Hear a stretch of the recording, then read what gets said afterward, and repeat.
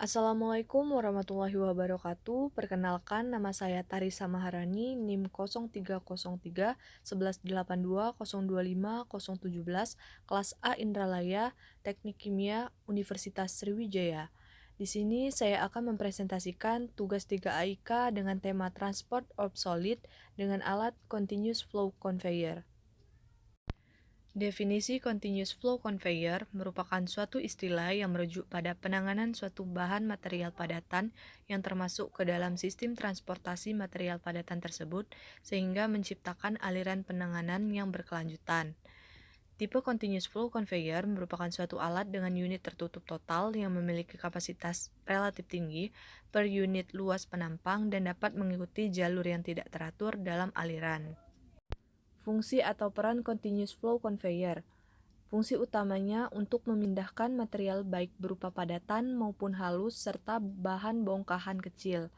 Sedangkan fungsi khususnya untuk memindahkan material dari suatu lokasi ke lokasi lain baik dalam jarak yang dekat maupun jauh.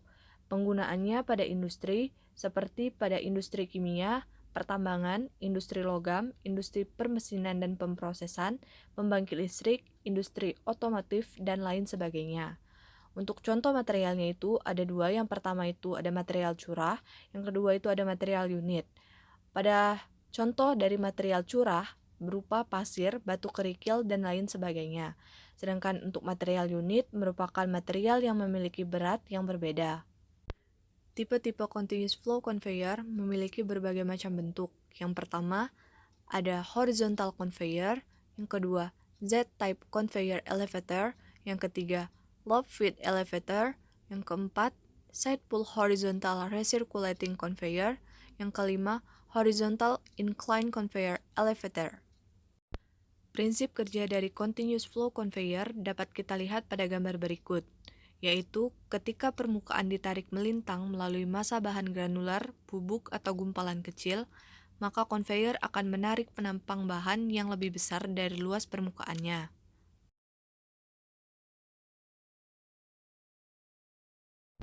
Dasar pertimbangan dalam pemilihan alat. Yang pertama yang perlu dipertimbangkan itu ukuran material bahan yang akan dialirkan.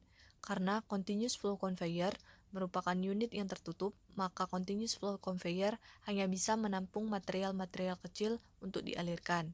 Kemudian, karakteristik material bahan. Lalu, kapasitas yang diperlukan. Kapasitas continuous flow conveyor itu relatif tinggi yang bergantung pada jarak yang akan ditempuh dan ukuran dari continuous flow conveyor.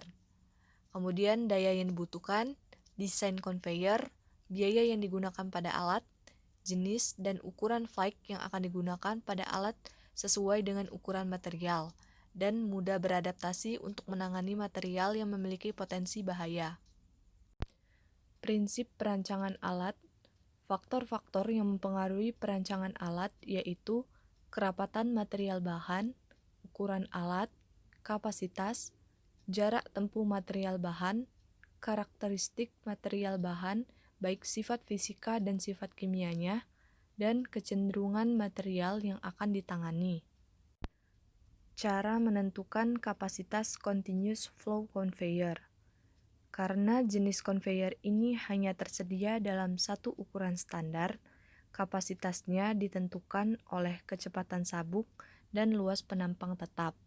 Kapasitas dalam satuan ton per jam dihitung dengan mengalirkan massa jenis dalam pon per kaki kubik dengan kecepatan dalam feet per menit dan konstanta 0,0021. Persyaratan daya cukup rendah dan digambarkan dengan cara yang sama seperti untuk konveyor sabuk konvensional. Rumus dari kapasitas sama dengan Rho dikali V dikali 0,0021. Untuk contoh perhitungannya dapat kita lihat pada contoh berikut ini, yaitu sebuah alat continuous flow conveyor menangani bahan berupa batu kerikil standar dengan densitas 74,975 lb per feet kubik atau pounds per feet kubik pada kecepatan 25 feet per menit. Maka tentukanlah kapasitas dari alat tersebut. Penyelesaiannya diketahui Rho sama dengan 74,975 lb per feet kubik atau pounds per feet kubik. V sama dengan 25 feet per menit. Ditanya, berapa kapasitas continuous flow conveyor-nya? Maka, untuk menyelesaikannya kita menggunakan rumus kapasitas sama dengan Rho dikali V dikali 0,0021 sama dengan 74,975 lb per feet kubik atau pounds per feet kubik dikali 25 feet per menit dikali 0,0021 sama dengan 3,936 ton per jam. Referensi yang saya gunakan dalam pembuatan tugas ini dari website Beyond Discovery, buku Paris Chemical Engineer Handbook edisi ke-7, dan website script.com. Demikian presentasi dari saya ucapkan terima kasih. Wassalamualaikum warahmatullahi wabarakatuh.